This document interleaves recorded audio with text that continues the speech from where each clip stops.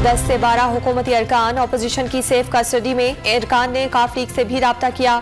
चौधरी परवेज इलाही का इंकशाफ। काफ लीग की क़यादत ने इस्लामाबाद में तमाम मुलाकातें मनसूख कर दी। लाहौर में पड़ाव डाल दिया।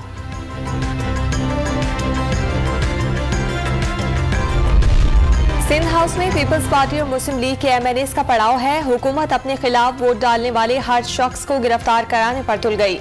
जाली रहनुमा सईद गनी का दावा, नोटों की बोलियां रखने का इल्जाम मुस्तरद कर दिया।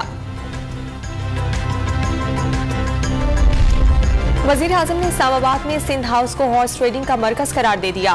दौलत से भरी बोरियों से लोगों के जमीन खरीदने का इल्जाम। कहा, क्या जमहूरियत में हॉर्स ट्रेडिंग की इजाजत है? इलेक्शन कमीशन से सवाल।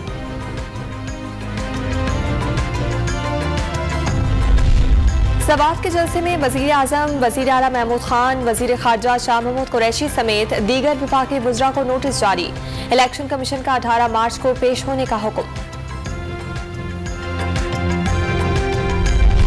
मौलाना फजलुर रहमान की जरदारी और शहबाज शरीफ से मुलाकातें। अपोजिशन हुकूमती इत्तेहादियों को बड़ा पैकेज देने पर आमादा। आसिफ अली जरदारी ने पीपल्स पार्टी को PDM में वापस लेने पर इजहार तशक्कुर किया। शाहराह दस्तूर जलसे में शिरकत की दावत कबूल कर ली।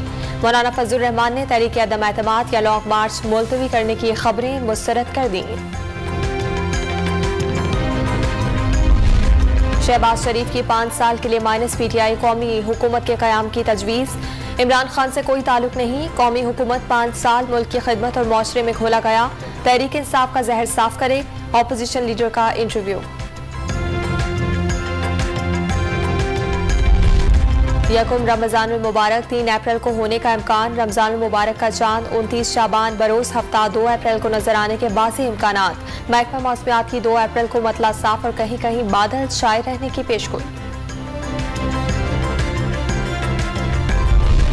और इंटरबैंक मार्केट में 10 पैसे इजाफे के बाद डॉलर 189 रुपये 55 पैसे की रिकॉर्ड सतह पर पहुंच गया।